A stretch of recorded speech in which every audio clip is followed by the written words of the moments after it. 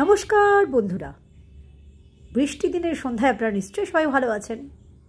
অবশ্যই ভালো থাকার কথা। প্রতিদিনের দেখা চ্যানেলে আপনাদেরকে সবাইকে স্বাগত। আমি সেই এসে গেছি স্ট্রিট ডগ প্রেমী কৃষ্ণা ঘোষ, আমার কুকুর পোগো। পোগো সন্ধ্যে 7টা বাজে এখন ঘড়িতে। পোগো এখন ভাবছে রাস্তায় কি করা যায়।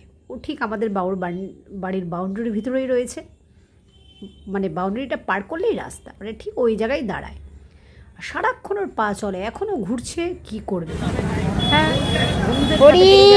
সাথে রয়েছে ফড়িং, কালারের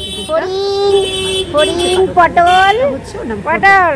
হ্যাঁ, ওরা আমার পটল পটল কই পটল কেউ যাবে না।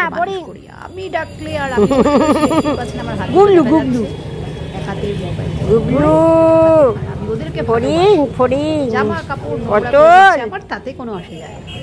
ওদেরকে ভালোবাসি, তাদের জন্য আমি এরকম করে গায়ে পড়লে হবে না, সরো। আর তারা সারাক্ষণ ওদেরকে খাওয়ানো।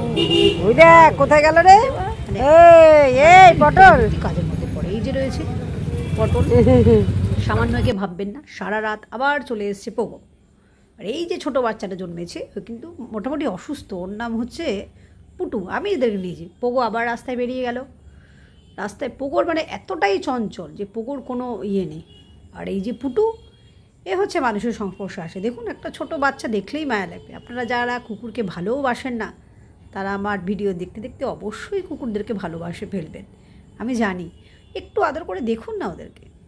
ওরা অতটাও খারাপ নয়, অতটাও কামড়ানোর হিংস্র নয় যে আপনাকে কামড়াবে। এত ছোট ছোট বাচ্চা, এদেরকে নিয়ে খেলা, সময়টা কেটে যায়। অন্য মানুষের সাথে সময় কাটালে হয়তো আপনি তার থেকে ধোঁকা খেতেও পারেন, কিন্তু এদের সঙ্গে নয়। এরা কিন্তু রাতে বহাল তবিয়তে পাহারা দেয়। তাই নমস্কার বন্ধুরা।